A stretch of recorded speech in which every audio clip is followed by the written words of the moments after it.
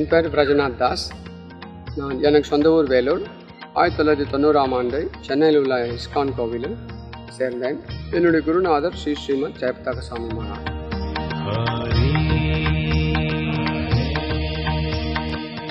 கிருஷ்ணா ஹரே கிருஷ்ணா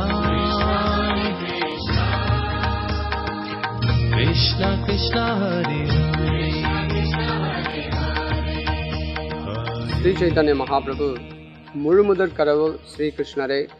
அவர் நதியா டிஸ்ட்ரிக்டில் அந்தர்த்வீப் ஸ்ரீதாம் மாயாப்பூர் என்ற கிராமத்தில் சச்சிதேவி ஜெகநாத் மிஸ்ரருக்கு மகனாக அவதரித்தார். ஸ்ரீ நவத்வீப் தாம் எல்லா க்ஷேத்திரத்துலேயும் தலைமை சிறந்த சிரேத்திரமான நவத்வீப் தாமம். இதை சிருஷ்டி பண்ணது ஸ்ரீமதி ராதாராணி.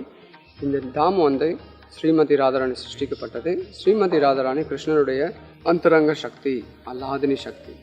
இஸ்கான் அகில உலக கிருஷ்ண பக்தி இயக்கம். அருள் திரு ஆசா பக்தி வேதாந்த சுவாமி ஸ்ரீல பிரபுபாதர் 1966ஆம் ஆண்டு நியூயார்க் நகரத்தில் சனாதன தர்மத்தை எல்லா ஜனங்களுக்கும் ஆங்கில மொழியில் பிரச்சாரம் செய்வதற்காக ஆரம்பித்தார்.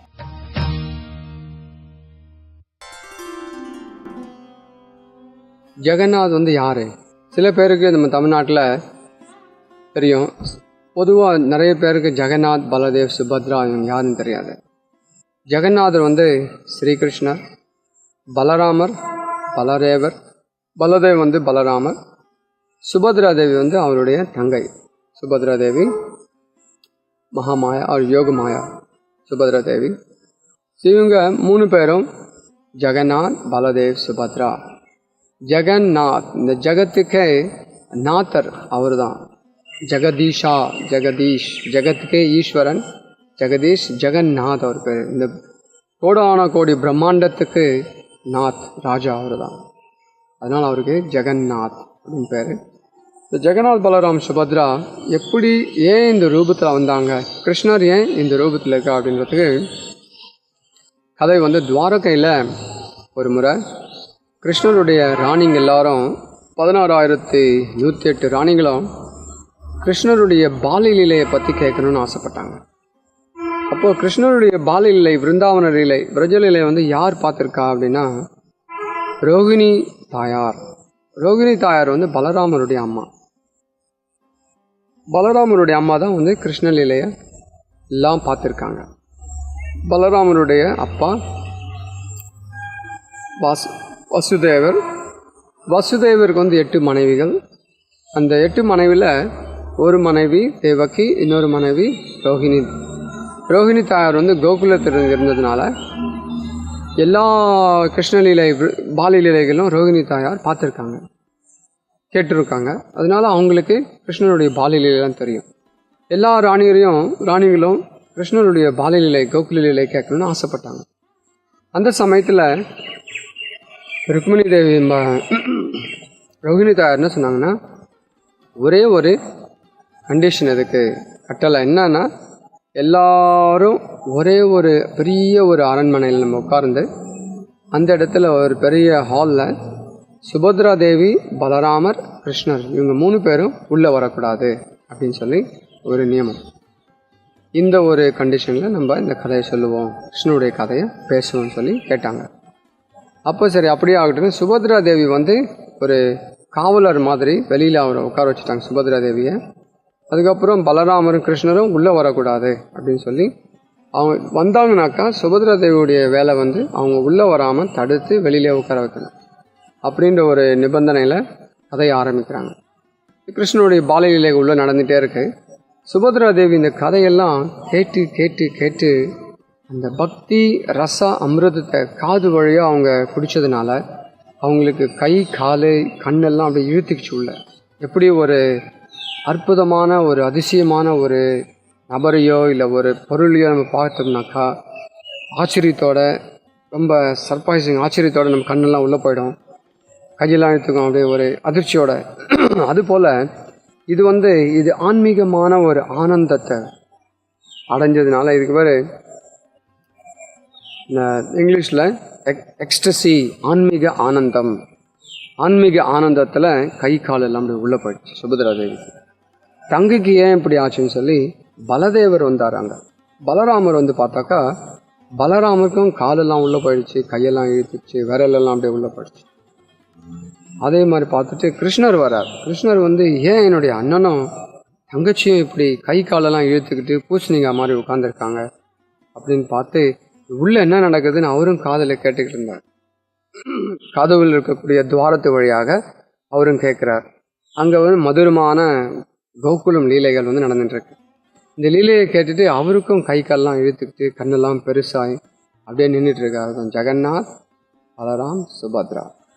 இந்த அற்புதமான விசேஷமான இந்த தரிசனத்தை நாரத முனிவர் ஆகாயத்துலேருந்து பார்த்துன்னு இருக்கார். பார்த்துட்டு ஆஹா ஆஹா அற்புதமான தரிசனம், இந்த தரிசனம் எல்லாருக்கும் கிடைக்கணும்னு நான் வந்து ஆசைப்பட்றேன் அப்படின்னு சொல்லி கிருஷ்ணா கிட்ட கேட்குறார். கிருஷ்ணா, தயவுசெய்து எனக்கு ஒரு வரம் கொடுங்க. என்ன வரம் வேணும் நாரத முனின்னு கேட்குறாரு. எனக்கு நான் எந்த தரிசனத்தை இப்போ நான் பார்த்தனோ அதே மாதிரி ஜெகநாத், பலராம், சுபத்ரா தரிசனம் எல்லாருக்கும் கிடைக்கணும்னு நான் ஆசைப்பட்றேன். சரி, அப்படியே ஆகட்டும் அப்படின்னு சொல்லி அதுக்கப்புறம் கிருஷ்ணர் ஆசீர்வாதம் பண்ணோன்னே மகாராஜ் இந்திரதும்னன் அப்படின்ற ஒரு மகாராஜா ஸ்வயம்புவ மனு காலத்தில் அவர் வந்து சத்தியுகத்தில் ராஜாவாக இருந்தார். ஸோ அந்த ராஜா வந்து இந்திரதும்ன மகாராஜ் மூலமாக அவருக்காக ஜெகநாதர் வந்து உற்பத்தி, அவர் மூலமாக நம்ம எல்லா ஜனங்களுக்கும் அந்த ஜெகநாத தரிசனம் கிடைக்கும். மகாராஜ் இந்திரதும்னா ஜெகநாதரை செய்து கோவில் கட்டினார் பூரியில். இப்படியாக ஜெகநாத், பலராம், சுபத்ரா பூரியில் ஏற்பண்ணது. அதுக்கப்புறம் நம்ம வந்து அபின்ன ஜெகநாத் பூரி, வித்தியாசமே இல்லை. மாயாப்பூரில் ஸ்ரீதாம் மாயாப்பூர், ராஜாப்பூர்னு அதுக்கு பேர் நவதீப்பில் உள்ள ஸ்ரீமந்த தீபத்தில் இருக்கு. ரத்தபாகுன்னு ஒரு அசுரர் இருந்தார். அசுரன் ரத்தபாகு. இந்த ரத்தபாகு வந்து நிறைய ஜனங்களை வதம் பண்ணுறது, கோவில்களை இடிக்கிறது, இப்படி பேர் புகழ்ந்த ஒரு ரத்தபாகு. ரத்தனாலே ரத்தம், பாகு கையெல்லாம் வந்து போத்தாலும் ரத்தம் பூசியிருக்காங்க, அதனால் ரத்தபாகுன்னு பேர். இந்த ரத்தபாகு வரான்னு சொல்லி அந்த பேரில் அந்த சாக்கில் ஜெகநாதர் வந்து நவதீபம்னு ஆசைப்பட்டார். கோடான கோடி அசுரர்களை ஒரே சமயத்தில் இச்ச மாத்திரத்திலே அழிக்கக்கூடிய பேர்பட்டவர் முழுமுதற் கடவுள் ஸ்ரீகிருஷ்ணர். அவர் எதுக்கு ஒரு கொசு, எந்த விதமான ஒரு ஈவன் துளிக்கு கூட சமானம் இல்லாத அந்த ரத்தபாகு அவர் வராருன்னு சொல்லிட்டு பயந்துட்டு ஓடனான்னு நம்ம நினைக்கக்கூடாது. இது பகவானுடைய லீலை, ஜனங்களுக்கு ஒரு காரணமாக காட்டி ஜெகநாதர் நவதீப் வரார். ஸோ தலைமை பூஜாரியோட கனவுல சொல்கிறார், ரத்தபாகு வந்துட்டு இருக்காங்க, அவன் கோவிலெல்லாம் இடிச்சிட்டு பக்தர்கள்லாம் வந்து அவன் ரொம்ப தொல்லை பண்ணுவான், அதனால நீங்கள் என்னை நவதீப் கூட்டிகிட்டு போங்கோ அப்படின்னு சொல்லி ஜெகநாதர் கனவுல சொல்லுவார். பூஜாரி கேட்டு எங்களுக்கு நவதீப்லாம் எங்கே இருக்குன்னே தெரியாது, நான் உங்களுக்கு எல்லா வழியும் காட்டுறேன், நீங்கள் என்னை கூட்டிகிட்டு போங்க. அப்போ ரத்தபாகு வந்து வரான்னு கேள்விப்பட்டோன்னு பூஜாரிங்கெல்லாம் பெரிய ஒரு அழகான ஒரு பல்லக்கு ஒன்று ஏற்பாடு செய்து ஜெகநாதரை தூக்கிட்டு வராங்க. ஜெகநாதர் தூக்கிட்டு வந்து எங்கே அவர் பாதுகாக்கிறதுக்காக ஜெகநாத், பலராம், சுபத்ராம் தூக்கிட்டு வந்து இங்கே வந்து நேராக அங்கேருந்து ஜெகநாத் பூரியிலேருந்து இங்கே கொண்டு வராங்க. எங்கே இதுக்கு பேர் வந்து சோன் டங்கா. இப்போ வந்து ஆக்சுவலி சவேரா டங்கான்னு பேர் அந்த நாளில், இப்போது சோன் டங்கான்னு பேர் இருக்கு. அந்த சவார ஜாதியை சேர்ந்த மக்கள் வந்து ஜெகநாதரை வழிபாட்டுட்டு இருந்தாங்க. பூஜாரிகள் அவங்கெல்லாம் ஜெகநாதருங்க கொண்டுட்டு வந்து அங்கேயே தங்கியிருந்து ஜெகநாதருக்கு சப்பன போக நைவேத்தியம் எல்லாம் செய்துட்டு இருந்தாங்க. அவங்கெல்லாம் அங்கே தங்கியிருந்ததுனால அதுக்கு பேர் சவேரா டங்கா. டங்கானா இடம், சவேரர்கள் தங்கியிருந்த இடம் அப்படின்னு தமிழில், அது பெங்காலியில் சவேர டங்கா. அதுக்கப்புறம் நாளடைவில் சோன் டங்கா அப்படின்னு பேரை மாறி போச்சு. ஸ்ரீமந்த தீபத்தில் அது இந்த ஜெகநாத் கோவிலேருந்து சுமார் ஒரு 2 கிலோமீட்டர் தொலைவு அந்த இடம். ஸோ அங்கேருந்து ஜெகநாதர் அங்கே கொஞ்ச நாள் இருந்துட்டு எல்லா ஜனங்களும் அங்கேருந்து பூஜாரிங்கள்லாம் ஒருத்தர் பின்னால் ஒருத்தர் அப்படியே இறந்து போயிட்டாங்க. ஜெகநாத பலராம் சொல்லிட்டு மறைஞ்சிட்டாங்க. அதுக்கப்புறம் இன்னிலிருந்து ஒரு சுமார் சைத்தன்ய மகாபிரபு காலத்தில், அது 500 வருஷத்துக்கு முன்பு சைத்தன்ய மகாபிரபு வந்து அப்போ பூரியில் இருந்தார், சன்னியாசி ஆகிட்டு. வருஷம் பெங்காலி பக்தர்களுக்கு அவர் மகாபிரபு வந்து கட்டளை விட்டுருந்தார், ஒவ்வொரு வருஷமும் நீங்கள் சத்துர் மாதத்துக்கு அப்போ 4 மாதம் வந்து பூரியில் தங்கிருங்க என் கூட அப்படின்னு சொல்லி வங்காள பக்தர்கள் வைஷ்ணவர்களுக்கு அவர் வந்து கட்டளையிட்டு இருந்தார். ஸோ மகாபிரபுடைய கட்டளையை தவறாமல் பின்பற்றணும்னு சொல்லி இங்கேருந்து அத்வைதாச்சாரியார், நித்யானந்த பிரபு, ஸ்ரீவாஸ் தாக்கூர் எல்லாரும் வந்து ஒரு ஆயிரக்கணக்கான பக்தர்கள் எல்லாம் போயிட்டு பூரியிலேருந்து ரத யாத்திரை பார்த்துட்டு சைத்தன்ய மகாபிரபுடைய அவருடைய திருவாயிலிருந்து கிருஷ்ணனுடைய கதை கேட்டுட்டு கிருஷ்ணர்கிட்டேருந்து கிருஷ்ண கதை கேட்டுட்டு திரும்ப பெங்காலுக்கு வருவாங்க. இப்படி போயிருக்கும்போது அதில் ஒரு பக்தர் ஜெகதீஷ் கங்குலி அப்படின்னு அவரும் வருஷம் இந்த யாத்திரையில் போவார். பாத யாத்திரையாக பெங்கால்லேருந்து மாயாப்பூர்லேருந்து பூரிக்கு பாத யாத்திரையாக போவாங்க. இப்படி போயிட்டுருக்கச்ச ஜெகதீஷ் கங்குலின்னு ரொம்ப வயசாகி போயிட்டு அவரால் நடக்க முடியாததுனால அவர் யோசனை பண்ணுவார், இந்த சரீரம் பெருமாளுக்கு சேவை பண்ணலை அப்படி இல்லைனாக்கா கிருஷ்ணருக்கு சேவை பண்ணாத ஒரு சரீரம் இருந்தும் பிரயோஜனம் இல்லை. இருந்தால் கிருஷ்ணருக்கு சேவை பண்ணணும், வைஷ்ணவருக்கு சேவை பண்ணணும், கிருஷ்ண கதை கேட்கணும், கிருஷ்ணர் புகழை 4 பேருக்கு சொல்லணும்.